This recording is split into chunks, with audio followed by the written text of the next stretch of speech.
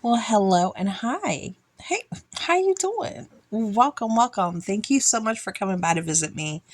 Uh, I'm Anna. If you guys didn't know, Evenings with Anna. Whew, girl, today it's beautiful outside.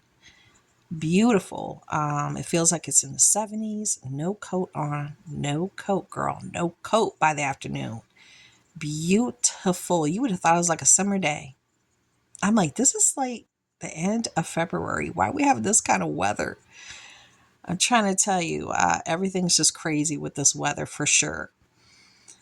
So let's talk. Let's talk. I'm trying to gear up so I can share with you my voyage with growing food. I need to look for my potato bags. I'm hoping my husband didn't throw them out. He was cleaning up the garage and he was like getting rid of stuff, and I was not in there with him to be like, no, because man, he's just trying to make room for his cars. And he was just chucking stuff, so I'm hoping my potato bags are still in there somewhere. I know I have my all-American canner in there too. I'm hoping that's still in there. I have my canning jars. I know he wouldn't touch my canning jars. If he saw that all-American, he wouldn't touch it. He knows that's towards canning. I have a bunch of canning jars in there too. And I did buy a big thing of soil uh, a while ago. I'm hoping it's still in there. If not, I'm going to have to take a trip to one of my local stores to get some soil and things like that. I have these potatoes that I've had, and they're on the windowsill in my kitchen. And they are growing, girl. They are growing. They should be in the ground. Well, not in the ground per se, but in some dirt. And I've been watching a bunch of different videos on how people have different methods on growing these potatoes. Now, they got people that use like a potato bag.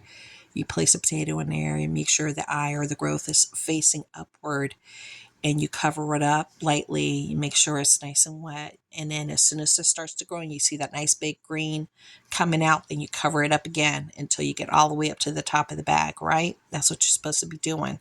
And then there's some people that do it in pots. Yeah, that they'll put one potato in there and they'll grow it in a pot. Like some of them use a smaller pot, some of them use a larger pot, and they'll just put the one potato in there, basically almost using the same method. And they had a great harvest, believe it or not. Um, and did I mention putting the whole potato in there versus cutting up the eyes? Okay, yeah. So I've been learning that you could do it two different ways. You could put the whole potato in there, and they said if you put the whole potato in there, normally you get a larger harvest, a more hardier harvest, because with the whole potato growing, um, it's given it more of the energy that it needs to have a hardier harvest versus cutting up the eyes from one potato and chopping it up. So if I get some more potatoes from that 10-pound bag of potatoes that start like having some eyes, I'll put them on top of my windowsill and I'll let them sit there. And maybe I'll do the whole potato, right, for a couple of them, and maybe I'll do the cut up ones for and see which one does what. Hmm? Ah, so then when I harvest, we could see which ones provided the better harvest. But it really made sense to me putting the whole potato into the ground, and the whole energy factor thing. That made a lot of sense to me. So I'm kind of leaning towards that. I am. But I will do the two different kinds. I do have also garlic that I think technically should have been in the ground already, but I'm going to go ahead and do it. It's already growing, so I needed to get it into the ground. I do. And I need to get some more cloves of garlic so I can get several of them into the ground or into whatever planter or pot that I want to use. I don't know. I keep saying into the ground, but what happens here in our area where I live, particularly, I'm in between zone A and B. And this particular area, I did a lot of research about the soil. And we do have like a lot of runoff. If it rains a lot, it just sits on top. And you know why? Because our soil has a lot of clay. And that is not good to plant. So I'm thinking I'm going to have to do a container garden. Everything is going to have to be in containers. I'm not going to be digging up the ground, which technically speaking, with a lot of clay is just a heck of a lot of work. And so I think it's going to be container city. I think that's the direction I'm going into.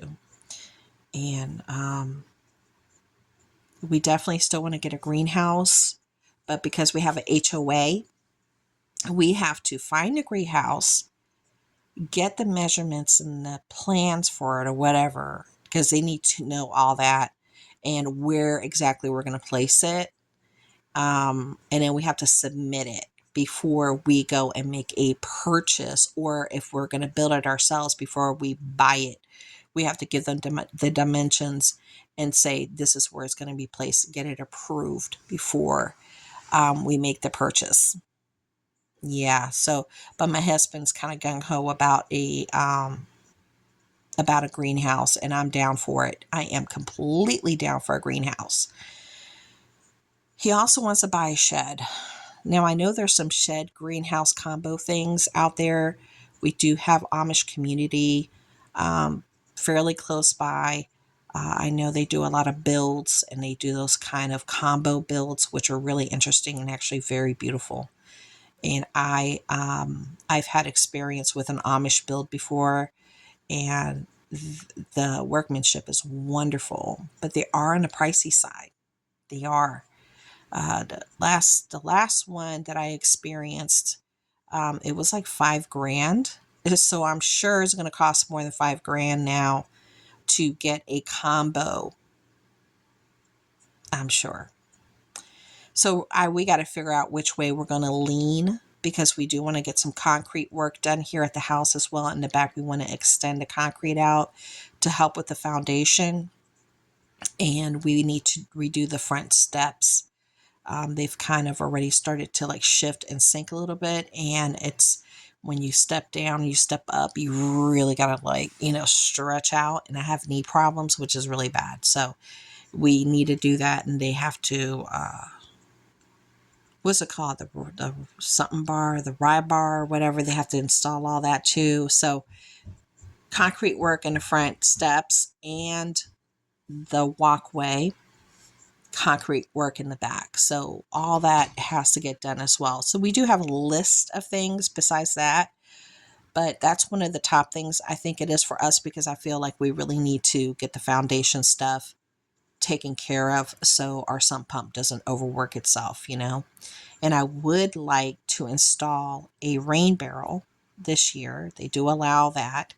And really interesting in my particular area of the county, if you take their rain barrel course, which they only offer it once a year, you could purchase the rain barrel from them. They teach you how to use it, how to install it, and whatever. And then they give you a credit if you're a homeowner towards your taxes if you have it and if you take that course. Interesting, huh? So definitely check out your county for that. If you're a homeowner, definitely check that out. Look into that. If you haven't installed a rain barrel, if you take one of their courses, it's a tax credit. And what else? I was talking to my husband about doing the containers and possibly putting down some,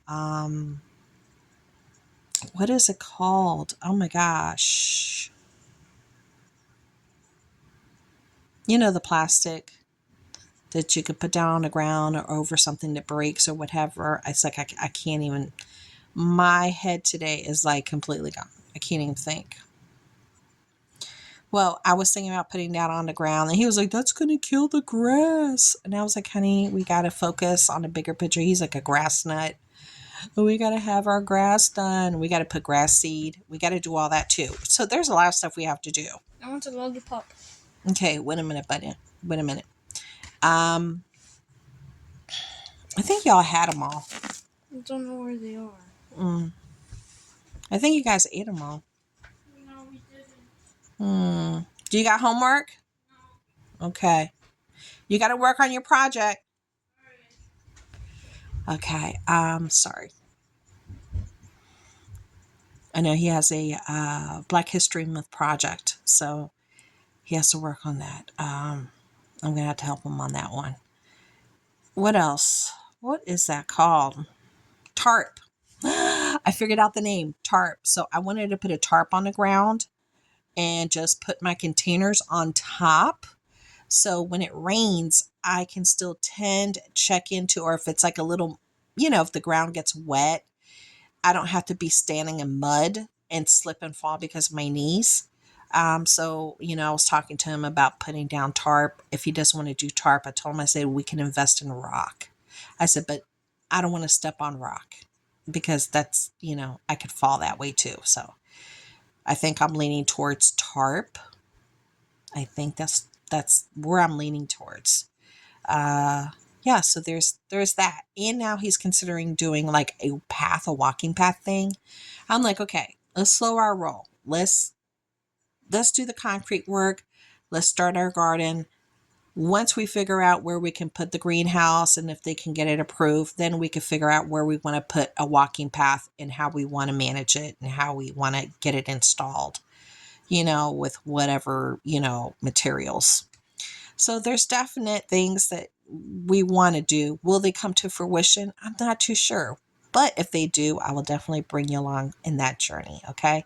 So thank you so much for hanging out with me for this Evenings with Anna. And I look forward to seeing you again. See ya.